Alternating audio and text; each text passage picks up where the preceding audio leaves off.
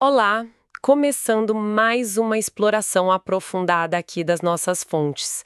Hoje o foco é bem específico, né? Vamos mergulhar no treinamento de redes neurais e olhar para duas técnicas que apareceram bastante: Weight Decay e Dropout.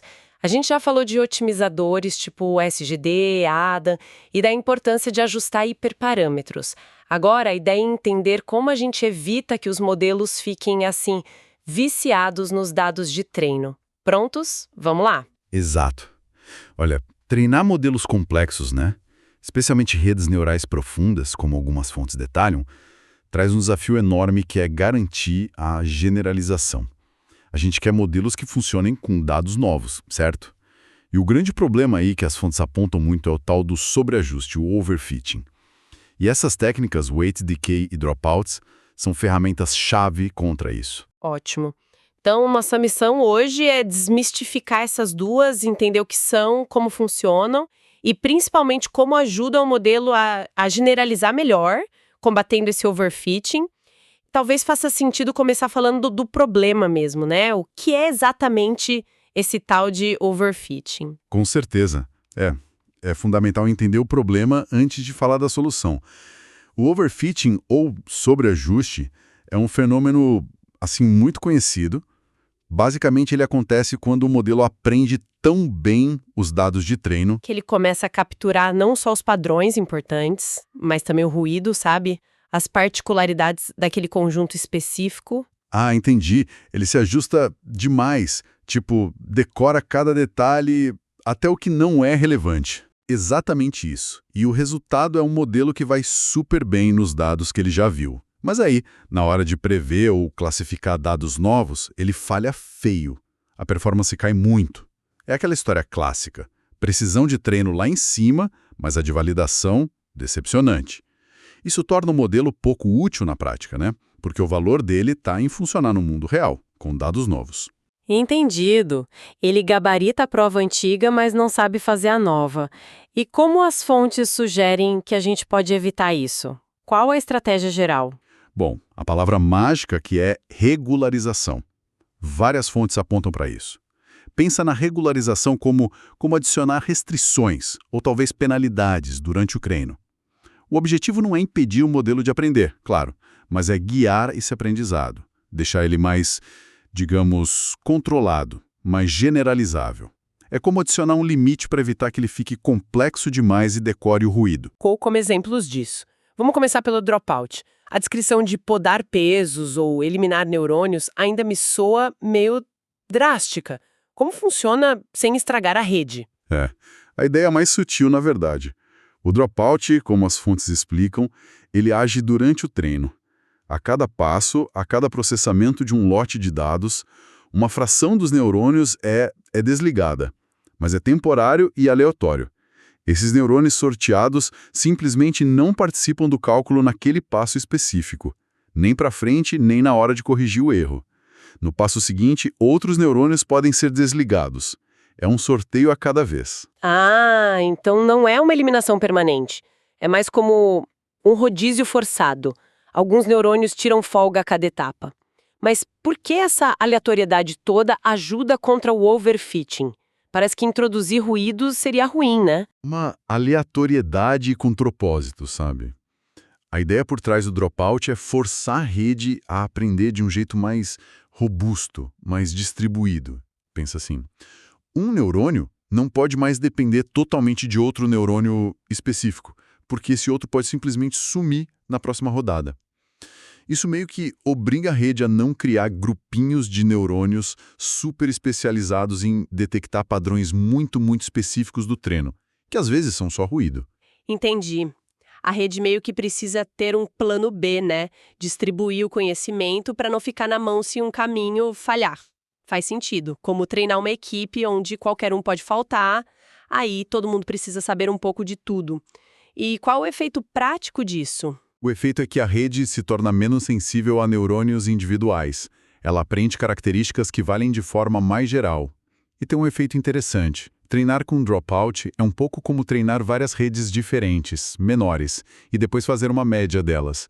Isso lembra a ideia de ensembles, que a gente sabe que costumam ser mais robustos e performar melhor. Nossa, que sacada! É tipo ter os benefícios de um ensemble sem o custo de treinar vários modelos. Muito bom. E sobre a taxa de dropout, aquela fração de neurônios que desliga. Mencionaram valores tipo 0,1 a 0,3. Isso é regra? Olha, são pontos de partida comum sim. 0,1 seria desligar 10%, 0,3 seria 30%. Mas é crucial lembrar, a taxa de dropout é um hiperparâmetro. O valor ideal, depende muito da rede, dos dados, da tarefa. Um valor muito alto pode atrapalhar o aprendizado. O modelo não aprende direito, fica underfitting. Um valor muito baixo pode não regularizar o suficiente. Exige experimentação mesmo, ajuste fino. E importante, isso só rola no treino, certo? Na hora de usar o modelo para valer, para fazer predições, todos os neurônios estão lá ativos. Exatamente. Na inferência, o dropout é desligado. Todos os neurônios trabalham. Para compensar que agora tem mais neurônios ativos do que no treino, geralmente esse faz um ajuste. Ou se escalam as ativações ou os pesos, para manter a magnitude das saídas consistente entre treino e inferência. Certo, faz todo sentido. Então, dropout desliga neurônios aleatoriamente no treino para forçar robustez. Ok, agora vamos para outra técnica. Weight decay. O nome já dá uma pista, né? Decaimento de peso. Como essa funciona? O Weight Decay, que também chamam de regularização L2, ataca o problema por outro ângulo, mas é complementar. Ele mexe diretamente com os valores dos pesos da rede, aqueles parâmetros que ela aprende. A ideia é adicionar um termo extra na função de custo, aquela medida de erro que o modelo tenta minimizar. E esse termo extra penaliza a rede se ela tiver pesos com valores muito grandes. Penalizar pesos grandes. Mas por quê? Qual o problema de ter conexões fortes, pesos altos? A intuição é que modelos com pesos menores tendem a ser mais suaves, digamos, menos sensíveis a pequenas mudanças na entrada. Pesos muito grandes podem ser um sinal de que o modelo está dando importância exagerada para algumas características específicas do treino. E isso é um sintoma clássico de overfitting. Imagina uma função. Pesos grandes podem fazer ela variar muito rápido para encaixar perfeitamente nos pontos de treino, mas aí ela generaliza mal. O Weight Decay meio que força o otimizador a buscar um equilíbrio, minimizar o erro sim, mas também manter os pesos sob controle. Ah, então é um trade-off. Minimizar o erro de treino versus minimizar essa penalidade nos pesos. O modelo busca um meio termo. Exatamente. E a força dessa penalidade é controlada por outro hiperparâmetro, que é o coeficiente de Weight Decay, às vezes chamado de lambda. As fontes citam exemplos como 0,01, 0,001. Um valor maior significa uma penalidade mais forte, força pesos menores. Isso pode simplificar o modelo, mas se exagerar, também pode levar ao underfitting. O modelo fica simples demais. Um valor menor tem um efeito de regularização mais leve. E essa história de norma L2 que você mencionou, como entra aí? É que o termo de penalidade que a gente adiciona é tipicamente proporcional à soma dos quadrados de todos os pesos da rede. Matematicamente, isso é a norma L2, ou norma euclidiana, do vetor de pesos, por isso o nome regularização L2. E essa escolha específica, usar o quadrado dos pesos, tem um efeito interessante. Ela tende a encolher todos os pesos em direção a zero, mas raramente ela zera um peso completamente. Ela prefere distribuir a importância entre muitos pesos pequenos do que ter poucos pesos muito grandes. Interessante essa preferência por muitos pesos pequenos. Isso tem a ver com simplicidade também? Tem sim. Um modelo onde a influência está mais distribuída por muitos fatores pequenos tende a ser mais robusto. Fica menos dependente de uma ou outra característica que pode ser só ruído, sabe? A superfície de decisão do modelo fica mais suave. E isso geralmente leva a uma generalização melhor. É um jeito diferente de buscar robustez, comparado com o dropout que mexe na ativação.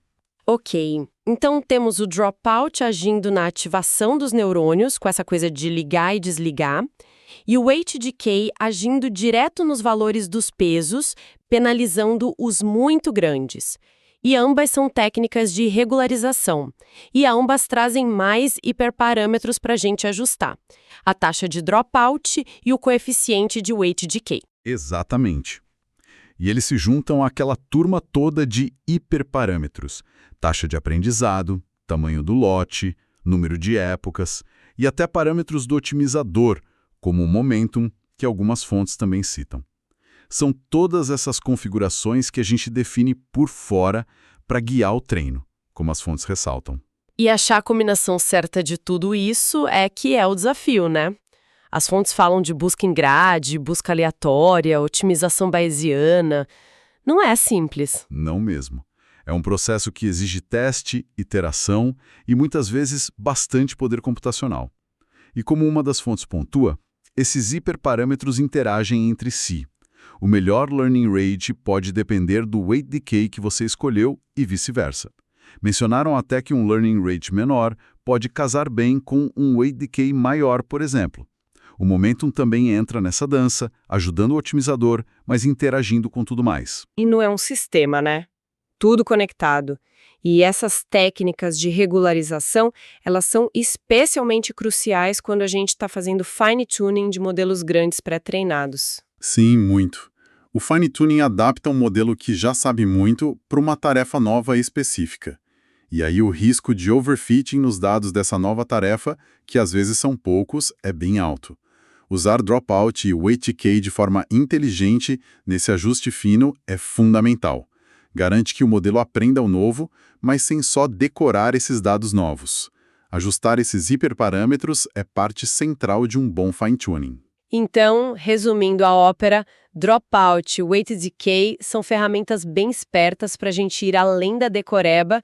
Elas ajudam a treinar modelos que aprendem de verdade os padrões importantes e conseguem generalizar para coisas novas. Isso é chave para ter sistemas de IA que funcionem bem no mundo real, né? Precisamente. São peças essenciais, principalmente quando a gente lida com redes profundas, muito dado, que são cenários onde o overfitting está sempre à espreita, como as fontes reforçam.